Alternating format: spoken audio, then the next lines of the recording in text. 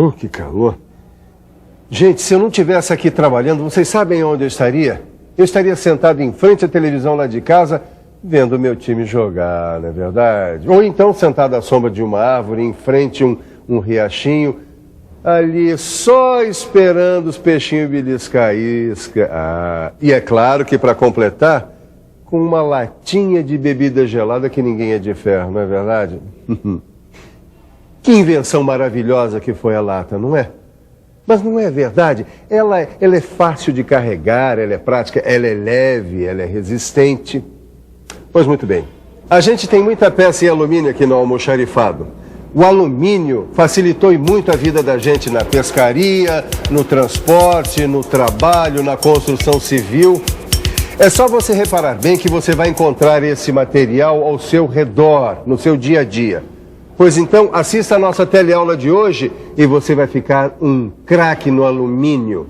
Esse material tão utilizado no mundo em que vivemos, que vai desde a trava da chuteira para jogar o seu futebolzinho até a embalagem do comprimido para dor de cabeça, que é para quando o seu time perder o jogo. Vai aprender a história da descoberta deste metal não ferroso no século passado. Vai conhecer a personalidade e as propriedades físicas e químicas que determinam sua densidade, resistência e condutibilidade. Vai perceber que é difícil imaginar como seria o mundo de hoje sem o alumínio. Eu tenho certeza que depois dessa teleaula, você, quando for tomar sua cervejinha ou seu refrigerante de lata, vai reconhecer o valor do alumínio. Pois agora preste bastante atenção, porque nós vamos entrar no mundo fascinante dos metais não ferrosos. E a nossa primeira parada vai ser exatamente no alumínio, que é o metal, depois do aço, mais usado na indústria atualmente.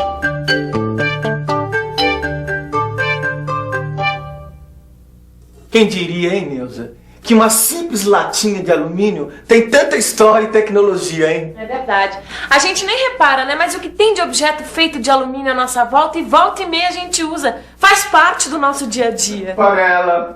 Panela, um chaveiro, um cinzeiro, embalagem de comprimidos, tubo de creme dental. E não é só coisa pequena, não. O alumínio também está presente nas fachadas dos edifícios, na superestrutura dos navios, na fuselagem dos aviões. Olha, se deixar você passa a teleaula todinha falando da presença do alumínio na vida moderna, hein? Desculpa, eu me empolguei com o tema. Se empolgou tanto que esqueceu de falar de coisas importantes, hein? O que foi que eu esqueci, meu chocolate meio amargo?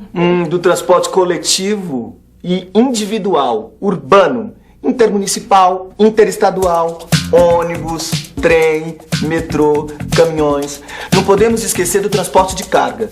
A gente usa e abusa dessas conquistas e não para nem um pouco para pensar no trabalho que deu, no material e nas técnicas desenvolvidas para produzir. Depois eu é que sou empolgada.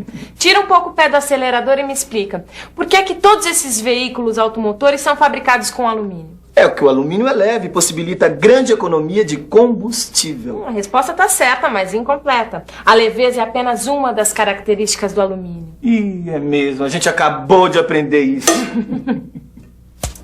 Primeira característica, o alumínio é leve. Seria impossível os aviões decolarem se fossem construídos com outro metal. O ferro, por exemplo, pesa 3 vezes mais que o alumínio. E a segunda característica do alumínio é a sua resistência à corrosão. E o que é isso, hein, Neuzinha do meu coração? Resistência à corrosão é a capacidade que alguns metais têm de resistir aos impactos do meio ambiente.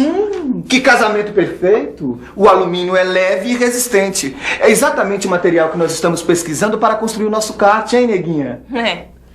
É exatamente por ser leve e resistente e por essa característica de reagir bem aos impactos do meio ambiente que o alumínio é utilizado na fabricação de esquadrias para a construção civil e também na construção de tanques para armazenagem de produtos químicos, combustíveis e alimentos.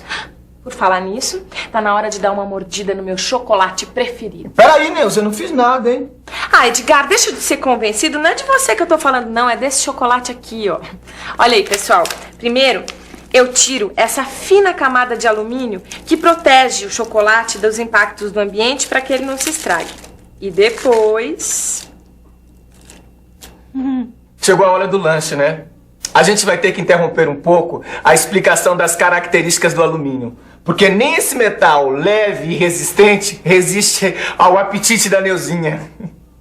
E para não deixar a peteca cair, eu continuo relacionando as características do alumínio. Além da leveza e da resistência, tem também a alta condutibilidade elétrica, que permite o uso do alumínio na fabricação de cabos elétricos para as linhas de transmissão de energia elétrica. Sem o alumínio, a gente não teria os satélites artificiais em órbita ao redor da Terra e nem as antenas de televisões em nossos telhados. Você já reparou que sem o alumínio nós não teríamos a nossa teleaula? Não, é verdade, porque sem o alumínio não existiriam os satélites para a transmissão. E sem o alumínio não haveria tampouco as antenas para a captação dos sinais. E então como é que eu poderia estar agora falando para esse povo espalhado pelo Brasil? Eu fico imaginando como o meu almoxarifado ficaria desabastecido se o alumínio não tivesse sido desenvolvido. E o mundo então? Já imaginou como ficaria sem graça? Pois é. Pois então faça esse exercício no seu caderno. Relacione outras características, outras aplicações para o alumínio. E você vai ver como vai descobrir um amigo para todas as horas. Alumínio. Esse é o assunto da nossa teleaula de hoje. Um metal não ferroso, leve, resistente à corrosão e bom condutor elétrico. Além das panelas que você tem na sua casa, o alumínio é muito utilizado como embalagem. Preste atenção. Da próxima vez que você for ao supermercado, você vai estar cercado de alumínio por todos os lados.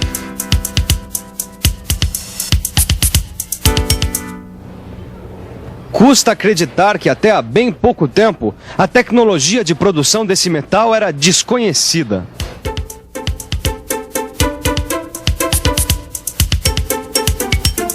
Você gosta de subir esse monte de escada a pé ou você prefere os recursos da modernidade? Prefiro os recursos. Quando eu tô com pressa, eu prefiro a modernidade. Prefiro os recursos da modernidade. Por quê?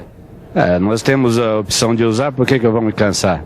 Que não mexa as pernas, fico parado.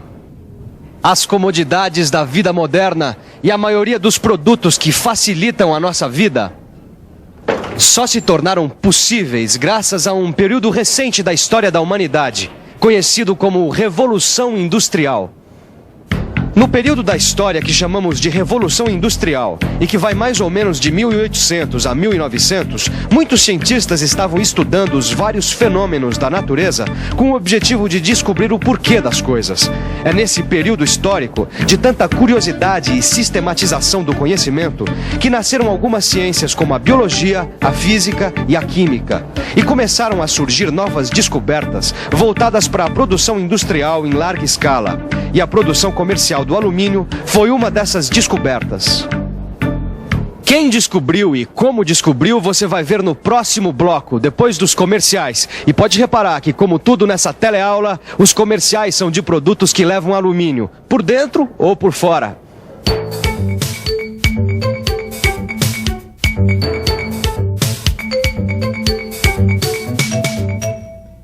Bauxita. É esse o nome do minério da onde se extrai o alumínio.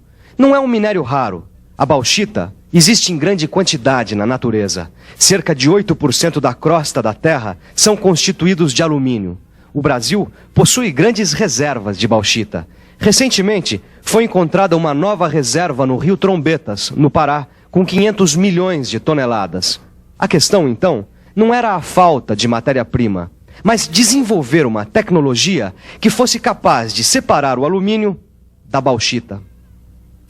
Cientistas de vários países estavam pesquisando. Quem deu o primeiro passo foi um inglês, Sir Humphrey Davy, que entre 1808 e 1812 tentou isolar o metal pela primeira vez. Depois de muitas tentativas, ele conseguiu um pequeno avanço. Chegou a uma liga de ferro e alumínio. Quer dizer então que é desse minério, a bauxita, que se extrai o alumínio. É sim, Neuza. Os historiadores contam que Sir Humphrey tentou várias vezes extrair o alumínio da bauxita, mas não foi além da liga de ferro e alumínio. É que ele não fazia ideia da pequena descoberta que ele havia feito. Ele pensava que havia descoberto o óxido de um metal, Ao metal desse óxido, ele deu o nome de alumínio. Bom, pelo menos ele teve a honra de batizar, né? Eu gostei do nome que o Sir Humphrey escolheu. Aluminium. Sabe, eu gosto muito de pesquisar a história das descobertas. Eu me sinto, assim, um aprendiz de cientista. Eu acho que a gente devia escrever na lataria de alumínio do nosso kart o nome de todos os pesquisadores. Legal. O segundo passo importante foi dado por um físico e químico dinamarquês, Hans Christian Ørsted, 15 anos depois das experiências de Sir Humphrey. Ele também fracassou nas tentativas de separar o alumínio da bauxita. Sua grande vitória aconteceu em 1825, quando ele conseguiu separar o alumínio de seu óxido. Para isso, ele aqueceu uma mistura de potássio e cloreto de alumínio e depois separou o mercúrio resultante dessa mistura por destilação. Sir Humphrey Davy, Inglaterra. Hans Christian Ørsted, Dinamarca. Os 2 primeiros nomes que nós vamos colocar na carroceria do nosso kart. Olha, tá aqui. O dinamarquês Hans Christian conseguiu chegar a um composto de alumínio impuro, mas já garantiu seu lugar na galeria dos pesquisadores que entraram para a história. Quem será que deu o próximo passo, hein? Bom, eu já percebi que os cientistas não desistem facilmente. 30 anos depois, 1854, um cientista francês, Henri Saint-Clair Deville, aperfeiçoando o processo de mistura e destilação, conseguiu pela primeira vez obter uma pequena quantidade de alumínio com nível de pureza de 97%. Mas foi somente em 1886 que 2 cientistas, o francês Paul Héroult e o americano Charles Martin Howe, trabalhando isoladamente, cada um no seu país, descobriram quase que ao mesmo tempo o processo de decomposição pela eletrólise. Vamos trocar em miúdos o que é eletrólise, para você ficar por dentro. Eletrólise é a decomposição de um composto químico por meio da passagem de uma corrente elétrica por uma solução. O processo de decomposição eletrolítica só foi possível com a invenção do dínamo elétrico, um aparelho como esse aqui. Esse processo, desenvolvido por Paul Héroult e Charles Martin Howe, é usado basicamente até hoje para extrair alumínio da bauxita. Eu nunca pensei que os cientistas tinham precisado pesquisar durante quase um século para conseguir extrair o alumínio da bauxita. Olha, Edgar, eu acho bom a gente chegar logo na versão final do nosso kart, senão só os nossos bisnetos vão poder dar uma voltinha nele. Meuzinha, você ainda não percebeu que um pesquisador não pode ser ansioso? Nem você, que vai ter que esperar até a nossa próxima teleaula para conhecer o que tornou economicamente viável o processo de utilização do alumínio na indústria. Agora é hora da revisão. E atenção, se liga aí, é hora da revisão. Você aprendeu na teleaula de hoje a importância do alumínio no nosso dia a dia. Viu também as suas características mais importantes: densidade, resistência e condutibilidade elétrica. E como essas características são utilizadas na habitação, transporte, comunicação, abastecimento. Bom, pessoal, o expediente está acabando. Agora, amanhã mesmo eu vou falar com o nosso diretor para conseguir uma das novas maravilhas do alumínio no ventilador. Porque com o calor que está fazendo, esse almoxarifado aqui vira um forno. A nossa teleaula está acabando e agora você pode ir até a sua geladeira, abrir uma lata bem gelada de cerveja ou refrigerante. Você merece. Saúde e até amanhã.